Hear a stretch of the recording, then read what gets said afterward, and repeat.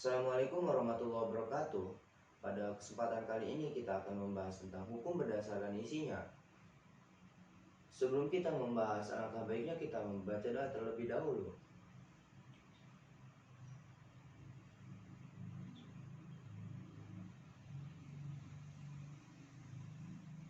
Hukum berdasarkan isinya pada prinsipnya itu terbagi menjadi dua. Yang pertama ada hukum publik atau publik reh. Yang kedua ada hukum privat atau privat reh.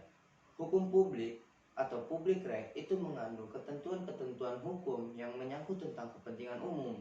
Sedangkan hukum privat atau privat reh itu mengandung ketentuan-ketentuan hukum yang menyangkut tentang kepentingan pribadi atau yang bersifat keperdataan. Dan pada hukum publik itu memberikan jaminan perlindungan hukum bagi setiap warga negara atas keselamatan, keamanan maupun keyakinan yang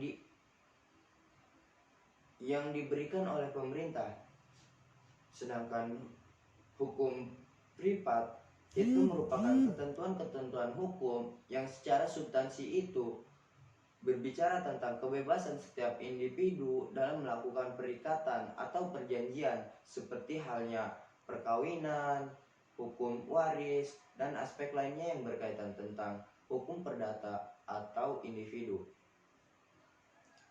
Adapun berdasarkan pembidangannya, cakupan hukum publik itu meliputi hukum tata negara, hukum administrasi negara, hukum pidana, dan hukum internasional. Hukum tata negara itu membentuk susunan pemerintahan dan hubungan kekuasaan antar alat-alat perlengkapan negara. Dan yang kedua adalah hukum administrasi negara, itu menjelaskan tentang cara-cara menjalankan tugas atau berbicara hak dan kewajiban antar alat-alat perlengkapan negara. Dan yang ketiga ada hukum pidana, yaitu hukum yang mengatur perbuatan-perbuatan apa saja yang dilarang. Dan yang terakhir ada hukum internasional atau publik internasional. Sedangkan cakupan hukum privat itu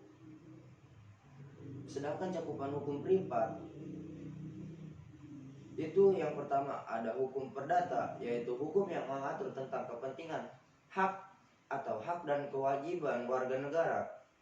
Yang kedua ada hukum dagang. Hukum dagang adalah hukum perdata khusus dalam bidang perdagangan atau usaha. Demikianlah pembahasan tentang hukum berdasarkan isinya. Kurang lebihnya mohon maaf. Wassalamualaikum warahmatullahi wabarakatuh.